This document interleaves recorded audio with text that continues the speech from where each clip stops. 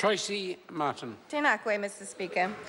Just before I begin the topic of my general debate, I just want to point out that the housing crisis has been mentioned a lot here today, and so it should, because it is a crisis. And if people would like to be aware that the Right Honourable Winston Peters will be making an announcement, a very large policy announcement for New Zealand First and Palmerston North tomorrow, they might like to take the time to go along and have a listen to see a real solution to a real problem. Mr Speaker, the topic of my debate is actually Salisbury School. Salisbury School, a year ago, actually it was not quite a year ago, the 13th of August 2015, I put out a press release predicting that this government would starve Salisbury School of students so that they could actually then debate publicly that it cost too much to keep open. I want to remind the public of New Zealand what has happened since 2012 with regard to the only single-sex, for girls, special needs school, boarding school in New Zealand. In 2012, the parents and the Board of Trustees, elected Board of Trustees of Salisbury School, felt so strongly about Minister Parata's intention to close Salisbury School and the fear that they had for the physical safety of those very vulnerable young women, that they took the government to court. They took the minister to court in 2012, to the High Court to be precise, and they won. The High Court ruled that it was illegal for the minister to close that school.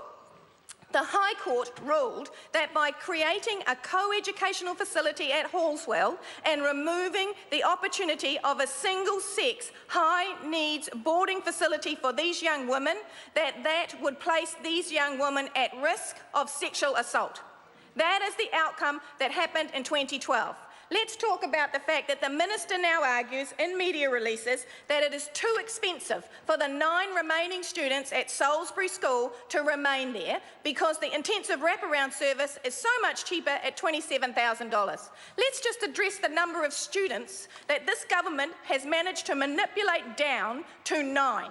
In 2012, there was a cap on the number of students that could be enrolled at Salisbury School of 80.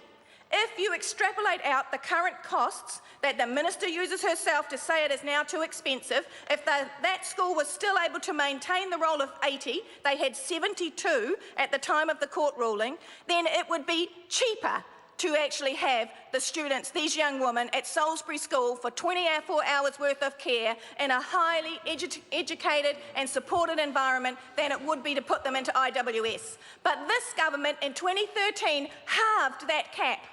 They halved the cap, no consultation. There's no less young women out there that actually suffer from Prader-Williams syndrome or any other syndrome. They halved it because that is the philosophical bent of this government. And then by September 2015, they had taken it down to 30, and then by earlier this year, they took it down to 20. Nobody was allowed to get into Salisbury School. This government took away the right of parents to apply for their young women to be inside the school, and they had to go through the IWS committees. The IWS committees decline parents who want their young women to go into this safe, secure educational environment. This government gives millions of dollars of taxpayers' money to charter schools under the name of parental choice. This government is arguing under global funding to give millions of dollars of taxpayers' money to private schools under the guise of parental choice.